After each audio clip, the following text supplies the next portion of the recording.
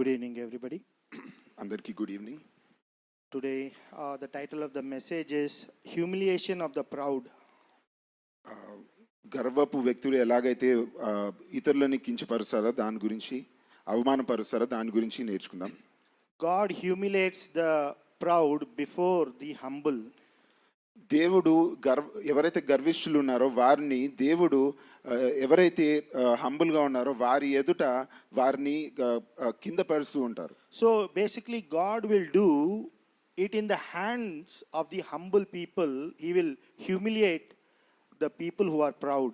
ఎవరైతే గర్విష్ఠులు ఉన్నారో వీరిని దేవుడు దీనంగా ఉన్న వారి యొక్క అటువంటి వ్యక్తులను ఉపయోగించుకొని వారిని అణిచివేస్తుంటాడు. There are some sins where God's judgment comes when sin is full, then only God's judgment will come. కొన్నిసార్లు ఎప్పుడైతే పాపం అధికంగా మారుతుందో అప్పుడు దేవుని యొక్క ఉగ్రత అనేది మనుషుల పైకి వస్తుంటుంది. It's like the sin tank. Once the tank is filled, God will execute judgment.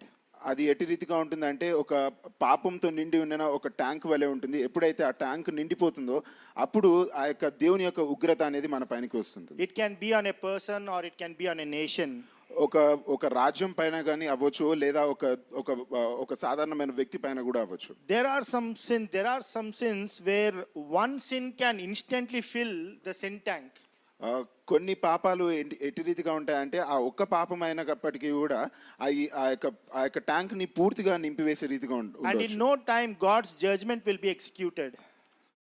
In no time God's judgment will be executed. అప్పుడు దేవుని యొక్క ఉగ్రత అనేది త్వరగా వారిపైన వచ్చేటట్టు ఉంటుంది. So a proud tongue is one of the dangerous part. ఈ గర్వంతో కూడిన నాలుక కూడా దీనికి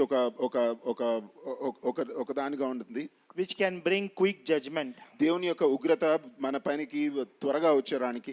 We'll look in Isaiah chapter 36. యెషయా 36వ అధ్యాయం. We are talking about Sennacherib and Rabshakeh and Hezekiah. సెనాచెరెబు అలాగే రబ్షకే అలాగే హిజ్కియా గురించి మనం మాట్లాడుతున్నాము. We heard in the introduction message little bit about the background of the story. ఆ యొక్క కథ, ఆ యొక్క సందర్భంలో గురించి మనము కొద్దిగా మనం ఇంట్రొడక్షన్ లో విని ఉన్నాము. So let's look in Isaiah chapter 36 verse 12. యెషయా 36వ అధ్యాయము 12వ వచనము. But Rabshakeh said, hath my master sent me to thy master and to thee to speak these words? Hath he not sent me to the men that sit upon the wall, that they may eat their own dung and drink their own piss with you? So here, these are the proud, arrogant words that Sennacherib had spoken to Rabshakeh to go and tell to the children of Judah. ఇక్కడ ఈ యొక్క వచనానుసారంగా చూసుకున్నట్లయితే సెనాచెరెబు రాజు ఎట్టి రీతిగా అయితే రబ్షకేతో ఇటువంటి గర్వంతో కూడిన మాటలను అతనికి చెప్పి వారితో మాట్లాడమని ఇటువంటి గర్వపు మాటలు పలుకడం చూస్తున్నాం. And if you read in verse 15 and verse 18 in the same chapter, we see that how Sennacherib's voice is echoing, and he is like it's echoing in the mouth of Rabshakeh the blasphemies of God. ఇక్కడ ఈ యొక్క 15వ వచనంలో అలాగే మిగతా వచనాల్లో కూడా చూసుకున్నట్లయితే సెనాచెరెబు దేవుని వద్ద ఎటువంటి ఆ యొక్క చెడు మాటలు, అతని ఎటువంటి మాటలు అయితే కలిగి ఉన్నాడో అవన్నీ కూడా రబ్షకే యొక్క ఆ యొక్క తన యొక్క స్వరమును ఉపయోగించుకొని దేవుని పట్ల ఆ యొక్క మాటలను పలుకుతున్నాడు. What made them to blaspheme God's name? వారు దేవుని నామాన్ని కించపరచడానికి గల కారణం ఏంటి? What made them, to speak such proud and arrogant words? అటువంటి గర్వంతో కూడిన మాటలు పలకడానికి గల కారణం ఏమై ఉండొచ్చు? Probably Sennacherib and Rabshakeh, they might have experiencing, victory over victory in the battle. మనము ఊహించుకున్నట్లయితే ఒకవేళ ఈ సెనాచెరెబు రాజు అలాగే రబ్షకే వీళ్ళు విజయం తర్వాత విజయము వారు పొందుకొని ఉండొచ్చు. They could have compared, looking at Hezekiah's army, they would have thought, what is his army, chota bacha army? వారికి ఉన్న సైన్యాన్ని హిజ్కియాతో ఉన్న వారితో పోల్చుకొని వారు అటు రీతిగా పోల్చుకొని ఉండొచ్చు. So probably, Sennacherib's army was 20 times, it had more soldiers, more weapons, more horses. So that made Sennacherib and Rabshakeh to become proud. ఈ యొక్క సెనాచెరపు రాజు అలాగే రబ్షకే వారు గర్వించడానికి గల మూల కారణం ఏంటంటే వారి వద్ద ఉన్న ఆ యొక్క సైన్యము 20% అధికంగా ఉండడం వలన. You know, Sennacherib and Rabshakeh, in the excitement, they forgot to count God in the Hezekiah's army. వారు వారి యొక్క సైన్యాన్ని లెక్క పెడుతున్న సమయంలో హిజ్కియా వారి యొక్క బృందంలో వారి యొక్క సైన్యాన్ని లెక్క పెడుతున్న సమయంలో దేవుడు వారి మధ్య ఉన్నారనే సంగతిని వారు గ్రహించలేని వ్యక్తులు. Probably both of them, they forgot the Sunday school lesson about David and Goliath. దావీదు మరియు గొలియాతు గురించి వారు సండే స్కూల్లో నేర్చుకున్న ఆ యొక్క కథను వారు మర్చిపోయి ఉండొచ్చు. Because it was very famous story. Proud Goliath's head was removed by, David. ఎందుకంటే అక్కడ చూసినట్లయితే గర్వంతో నిండి ఉన్న ఆ యొక్క గొలియాతు తలని దావీదు ఎట్టి రీతిగా అయితే నరికివేశాడో దాని గురించి మనం చూస్తాం. And probably both of them did not read the book of Proverbs by Solomon, So that's why they were very proud. సొలొమోను రాసిన ఆ యొక్క సామెతలను కూడా వాళ్ళు చదివి ఉండకపోవచ్చు. అందుచేత వాళ్ళు గర్వంతో నిండి ఉన్నారేమో. So let's look in Proverbs chapter 15 verse 25. సామెతలు 15వ అధ్యాయము 25వ వచనం. Proverbs 15 verse 25. It says, "The Lord will destroy the house of the proud, but he will establish the border of the widow." And also 16 verse 18. అలాగే 16వ అధ్యాయము 18వ వచనం.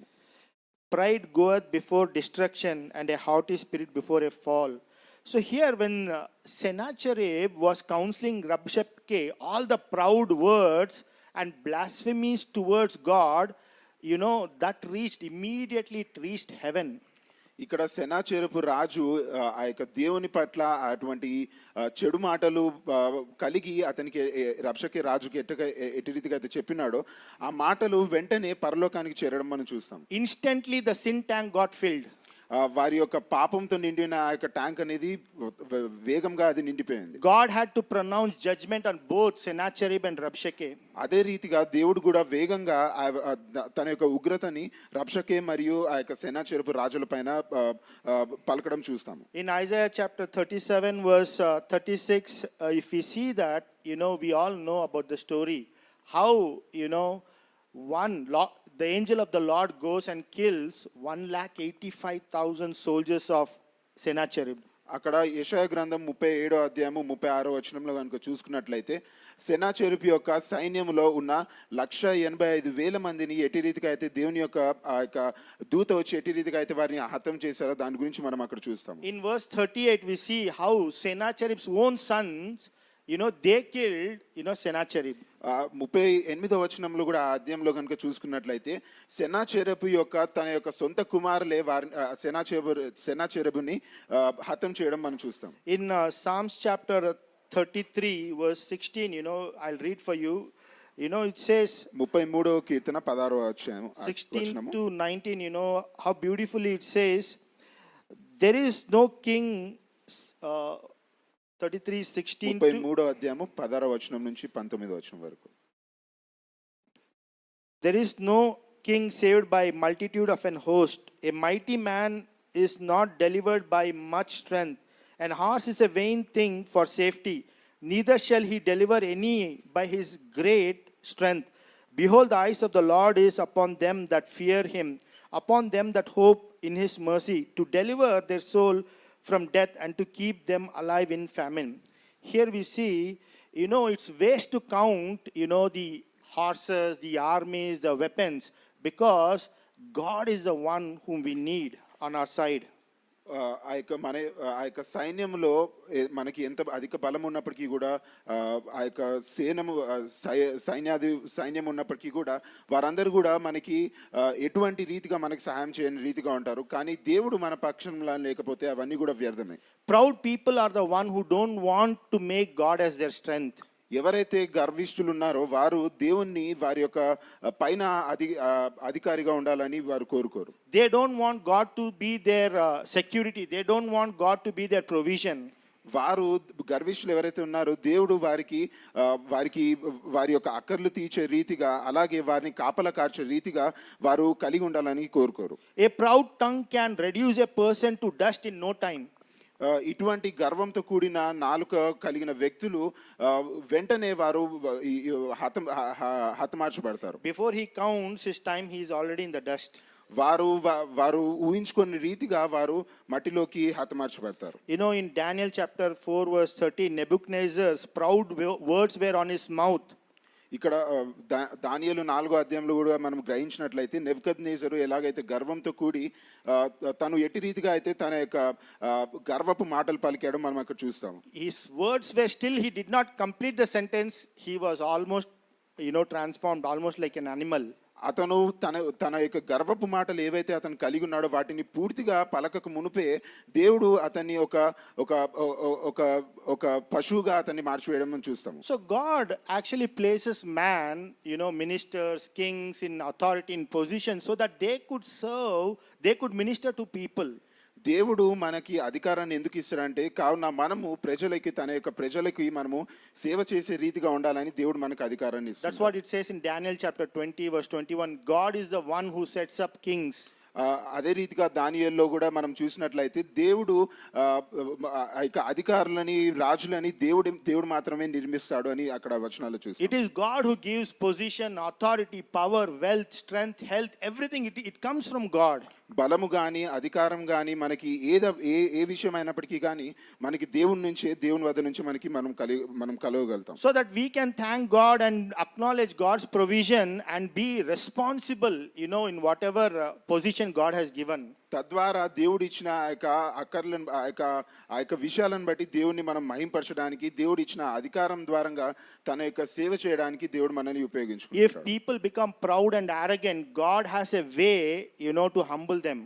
ఒకవేళ మనం కనుక అక్కడ గర్వంలో కనుక ఎదిగినట్లయితే దేవుడు మనల్ని ఎలాగా అణిచివేయాలో దేవుడు తనకి ఒక మార్గాన్ని కలిగి ఉన్నాడు. He will humble them, God, he will humiliate the proud in the hands of the humble and the weak.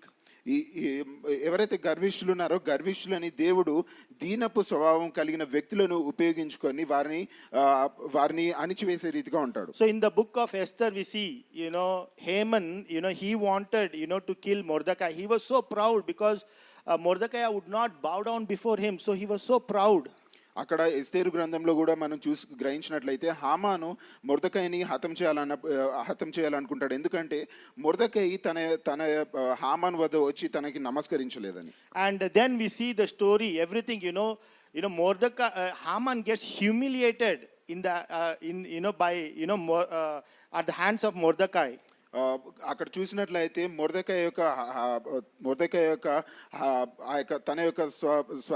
తన యొక్క చేతుల ద్వారంగా హామాను హతం చేయబడతాడు. So proud brings humiliation and death. మనము గర్వంలో కనుక ఎదిగినట్లయితే అది మనల్ని హతం చేసే రీతిగా ఉంటుంది. We saw in Haman's case and also in Sennacherib and Rabshakeh's case, first they spoke proudful words, they were humiliated and they were killed. ఇక్కడ మనం చూసినట్లయితే హామాని యొక్క జీవితంలో అలాగే సెనాచెరెబు మరియు రబ్షకే వారి యొక్క జీవితాల ద్వారంగా కూడా చూసుకున్నట్లయితే మొదటిగా వారు ఎట్టి రీతిగా హతమార్చబడ్డారో దాని గురించి మనం అక్కడ చూస్తున్నాం. Our attitude should be like the attitude of Job. Naked I came, naked will I go. Nothing I have brought, nothing will I take. మన యొక్క స్వభావం ఎట్టి రీతిగా ఉండాలంటే యోబు ఎట్టి రీతిగా తన యొక్క మాటలు పలికాడో, నేను దిగంబరినై వచ్చినాను, దిగంబరినై నేను మరలా తిరిగి వెళ్ళలేదు అని ఎట్టి రీతిగా అయితే తను ఆ యొక్క మాటలు పలికాడో అట్టి రీతిగా మన యొక్క స్వభావము కలిగి ఉండాలి. God also humiliated Lucifer. He said for Lucifer, God told, the seed of the woman will crush your head. లూసిఫర్ని కూడా మనం చూసుకున్నట్లయితే దేవుడు లూసిఫర్ని కూడా అణిచివేయడం మనం చూస్తాము. So Pastor Carl Stevens in ABD classes said there are more than 25 types of different kinds of prides are there. Pastor Carl Stevens గారు కూడా చెప్పిన రీతిగా 25 విభిన్నమైన ఆ యొక్క గర్భపు వ్యక్తులు ఉంటారని చెప్పాడు. So any form of pride is very dangerous. ఎటువంటి రీతిలో ఉన్న గర్వం అయినప్పటికీ కూడా అది మనకి నాశనాన్ని తీసుకొస్తుంది. It can bring judgment, instant judgment. Prideful heart will bring instant judgment. గర్వపు హృదయము మనం కలిగినప్పుడు అది త్వరగా అతి వేగంగా దేవుని యొక్క ఉగ్రతను మన పైనకి తీసుకొచ్చే రీతిగా ఉంటుంది. I remember long time back I was watching one World Cup football match. ఒక వరల్డ్ కప్ ఫుట్బాల్ మ్యాచ్ అనేది నేను చూస్తా ఉన్నాను. That time Argentina and Brazil, they were like top level. They were at the top level. Argentina మరియు అలాగే Brazil అనే ఆ యొక్క దేశాలు ఒక ఒక ఎక్కువ స్థాయిలో ఉన్నాయి. That year, a new team, got qualified for to play for the football. That was from African nation. It was Cameroon. ఒక ఆఫ్రికా దేశం నుంచి చెందిన ఒక సిటీ వారు వచ్చి అక్కడ ఆ యొక్క మొదటిసారిగా ఆ యొక్క ఫుట్బాల్లో వాళ్ళు రావడం చూస్తాం. Everyone thought Argentina is going to win because they are like, the world, they are really too good. అందరు ఏమనుకున్నారంటే అర్జెంటీనా చాలా బలంగా ఉంది కాబట్టి ఎన్నో సంవత్సరాల నుంచి ఆడుతుంది కాబట్టి అది గెలుస్తుంది అనుకున్నారు. In that match, what happened was, 2 Cameroon players, they got red card. ఆ యొక్క వేరే యొక్క సిటీ నుంచి వచ్చిన కామరూన్ సిటీ నుంచి వచ్చిన ఆ యొక్క వ్యక్తులు వారు గెలవడం మనం చూస్తాం. And what happened with, that means what? Red card means 2 players have to go out of the game. 2 players have to go out of the game. అక్కడ కనుక మనం గమనించినట్లయితే ఇద్దరు ఆటగాళ్ళు దానిలోంచి వాళ్ళు తొలగించబడ్డారు. So Argentina was so happy that we are going to win the match. అటు రీతిగా జరిగినప్పుడు వాళ్ళు అర్జెంటీనా వాళ్ళు ఎంతో సంతోషించారు ఏంటంటే మేము ఈ యొక్క మ్యాచ్ ని గెలుస్తామేమో అని. But what happened was, with 9 players, the Cameroonians, they bet the Argentinian team. ఆ యొక్క మిగతా 9 మంది ఆటగాళ్ళ చేత ఆ యొక్క మిగతా అయితే వేరే ఏదో ఒక ఆ యొక్క బృందం ఏదైతే ఉందో వాళ్ళు గెలవడం మనం చూస్తాం. So pride only will bring, downfall, disappointment, total, that for a moment it's like good, you feel that enjoyment high, but it will bring, failure. గర్వంలో కనుక మనం ఎదిగినట్లయితే ప్రస్తుత సమయానికి అది మనకి ఆనందాన్ని చేకూరుస్తుంది, కానీ అది వెంటనే దేవుని యొక్క ఉగ్రతను మన పట్ల తీసుకొచ్చే రీతిగా ఉంటుంది. So our attitude should be like Jesus Christ attitude. మన యొక్క స్వభావం అనేది యేసుక్రీస్తు ప్రభు వారి యొక్క స్వభావం వంటిది అయి ఉండాలి. So power, authority, glory, everything should be viewed in the light of Calvary. మనకున్న యొక్క శక్తి, మనకున్న అధికారం ప్రతిది కూడా సిలువ నుంచి మనం చూసే రీతిగా ఉండాలి. Jesus, who had so much of power, he never threatened, he never misused his authority when he was on the cross. యేసుక్రీస్తు ప్రభువారు ఎంతో బలం కలిగినప్పటికీ కూడా తన యొక్క బలమును సిలువ పైన ఎటువంటి తప్పుడు రీతిలో అతను ఉపయోగించలేదు. So he submitted, everything to God the Father. యేసుక్రీస్తు ప్రభువారు సమస్తము కూడా తండ్రి అయిన దేవుని వద్ద అతను అర్పించడం, మనము తనని తాను అర్పించుకోవడం మనం చూస్తాము. We see in James chapter 4 verse 6. యాకోబు పత్రికలో 4వ అధ్యాయం 6వ వచనం కూడా చూస్తాము. It says, but he giveth more grace. ఆయన దేవుడు మనకి అధికమైన కృపని ఇచ్చే రీతిగా ఉంటాడు. Not little grace, it says, but more grace, wherefore he saith, God resisted the proud, but giveth grace unto the humble. ఆ యొక్క వచనంలో కనుక మనం చూసినట్లయితే దేవుడు గర్విష్ఠులను అణిచివేసే రీతిగా, అలాగే దీన స్వభావం కలిగిన వారికి కృపనిచ్చే రీతిగా ఉంటుంది ఆయన యొక్క వచనంలో. So do you want God to be on your side? దేవుడు మీ తట్టు ఉండాలని మీరు కోరుకుంటున్నారా? That means we need to be humble. దేవుడు మన తట్టు ఉండాలంటే మనము దీన స్వభావం కలిగి వారే ఉండాలి. The perfect great example, incredible example is Jesus Christ. మనకున్న ఉదాహరణ మాదిరి ఎవరంటే యేసుక్రీస్తు ప్రభువారు మాత్రం. Who never misused his authority, power. తనకున్న యొక్క బలమును, తనకున్న అధికారమును ఎప్పుడు కూడా తప్పుడు రీతిలో అతను ఉపయోగించలేదు. So God, can humiliate the proud people in the hands of the humble people. దేవుడు గర్విష్ఠులను, దీన స్వభావం కలిగిన వ్యక్తులను ఉపయోగించుకొని వారి యొక్క గర్వమును అణిచివేసే రీతిగా దేవుడు ఉపయోగించుకుంటాడు. Amen. ఆమేన్.